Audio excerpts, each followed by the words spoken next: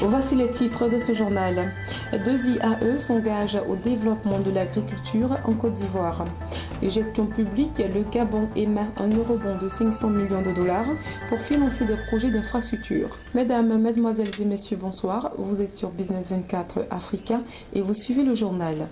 La Côte d'Ivoire, premier producteur mondial du cacao, est un pays à vocation agricole.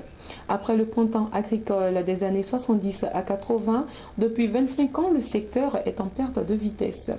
Le gouvernement a mis en place un vaste programme d'investissement national dans l'agriculture. L'un des enjeux, c'est le rajeunissement des producteurs et leur formation. Plusieurs établissements d'enseignement accompagnent l'État de Côte d'Ivoire dans la formation de la jeunesse.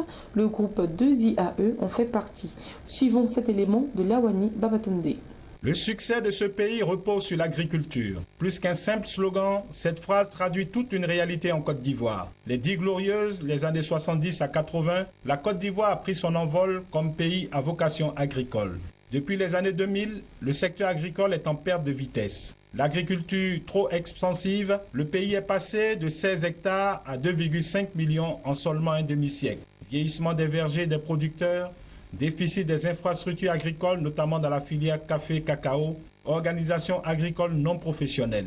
Plus de 50 ans après les indépendances, l'agriculture ivoirienne continue de fournir au marché mondial essentiellement de la matière brute, sans valeur ajoutée. S'agissant de la sécurité alimentaire, le pays continue de dépendre des importations pour plus de 50% de ses besoins de consommation en riz, pour 60% de ses besoins en produits maraîchers, pour 98% de ses besoins en lait et produits laitiers, pour 56% en viande et enfin pour 80% en ressources halieutiques. Or, la population croît rapidement du taux annuel de 3,3% et s'urbanise très vite. Pour moderniser son agriculture, la Côte d'Ivoire a mis en place le PNIA, le Programme national d'investissement agricole. L'un des enjeux de ce programme, c'est l'émergence de jeunes producteurs motivés et formés. L'établissement de formation 2IAE veut y contribuer. Il s'est donné pour mission d'accompagner l'État de Côte d'Ivoire. 2IAE enseigne plusieurs filières d'études, notamment le management, les génies civils et surtout l'agriculture. Un domaine qui occupe une place de choix dans le plan de formation de l'Institut. 2IAE veut amener les jeunes Ivoiriens à s'investir davantage dans l'agriculture, un secteur pourvoyeur d'emplois et pas suffisamment exploité. Je dirais que d'abord, nous sommes un pays à vocation agricole. Le succès de ce pays repose sur l'agriculture. Mais quel paradoxe! Un pays à vocation agricole et pourtant le pourcentage du PIB alloué à l'agriculture est encore minime. Aujourd'hui, on tourne de 2% à 3%. Au temps de Papa Oufoué, on tournait autour de 28%. Et donc, nous avons compris que si il est plus facile d'insérer des jeunes dans le domaine agricole que d'insérer des jeunes dans le domaine du management ou des ressources humaines. Pourquoi? Parce que c'est un secteur pourvoyeur d'emplois. Selon une étude du BIT, l'agriculture en SE peut permettre d'embaucher près de 5 millions. Et nous avons compris à 2IAE que l'école des entrepreneurs, nous parlons aussi d'entrepreneuriat agricole. L'entrepreneur, c'est celui-là qui a une vision. Et donc, nous savons que la terre est nourricière. La terre nourrit son homme. Donc pour moi, investir dans l'agriculture, c'est investir dans la jeunesse. Et comme nous travaillons pour cette jeunesse, nous avons décidé d'investir dans l'agriculture. Pour une formation qualifiée, 2IAE associe les cours pratiques aux formations théoriques dispensées aux étudiants. En plus de l'université 2IAE, située à la Riviera Palmeraie, dans la capitale économique ivoirienne, l'Institut dispose également de champs-écoles à Azaguié, dans la région de l'Agnébi-Tiassa, dans le département d'Agboville, au sud de la Côte d'Ivoire, et d'une ferme dans la commune d'Aniama, à 10 km au nord d'Abidjan. L'agriculture, ce n'est pas à la Palmeraie. L'agriculture, ce n'est pas au plateau. Il n'y a pas de champs ici. Mais nous faisons des cours théoriques ici et nous avons nos champs d'expérimentation à Benjerville, où il y a les spécificités comme on appelle ça le manioc, et vous avez aussi le riz. À Zaguié-Mbromé, vous avez la banane plantain, l'igname, le maïs, etc. Donc les étudiants vont apprendre à faire la pratique dans ces différents champs. Nous avons aussi un institut agropastoral en construction à Zaguiéville. Et là-bas aussi, vous avez les bœufs, vous avez des moutons, des cabris, des pintades, des lapins. Et bon, donc ça concourt aussi à la formation. Nous faisons la formation, la théorie, nous allions la théorie et la pratique parce que l'école des entrepreneurs est axée sur une pédagogie qu'on appelle la pédagogie entrepreneuriale. C'est la pédagogie d'apprentissage. Comme on le dit, c'est en forgeant qu'on devient forgeron. Les étudiants vont apprendre de leurs erreurs en faisant la pratique, bien entendu.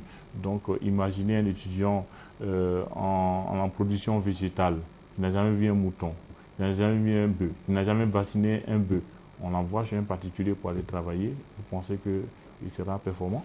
Donc, nous disons non. Donc, c'est une autre manière d'enseigner, une autre manière de former, d'où le système LMD. On parle de LMD, c'est une autre manière d'enseigner, d'étudier. Donc, c'est professionnaliser les filières.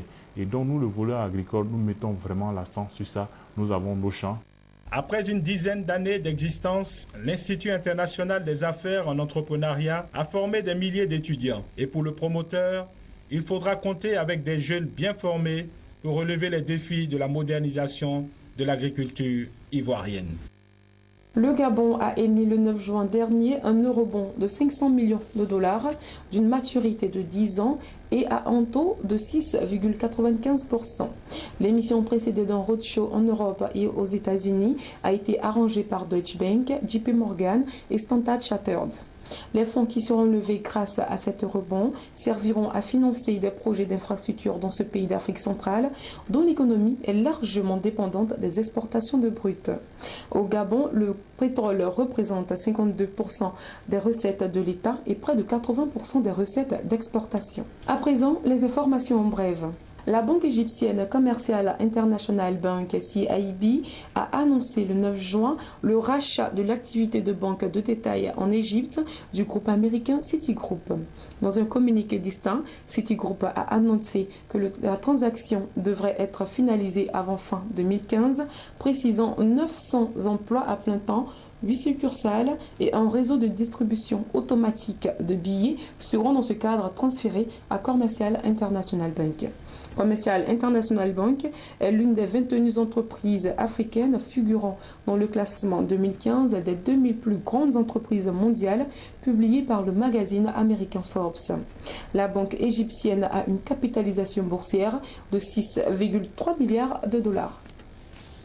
Achevons ces informations en bref toujours en Égypte où le ministère égyptien du Logement a annoncé dans un communiqué toujours le 9 juin dernier avoir attribué officiellement un contrat de 35 milliards de livres égyptiennes, soit 4,5 milliards de dollars, au promoteur immobilier local Arabia Group. L'accord préliminaire relatif à ce projet résidentiel qui sera implanté dans la cité du 6 octobre, une banlieue du Caire, a été conclu lors d'une conférence d'investisseurs tenue au Maroc dernier lors de la station balnéaire de Sharm el-Sheikh.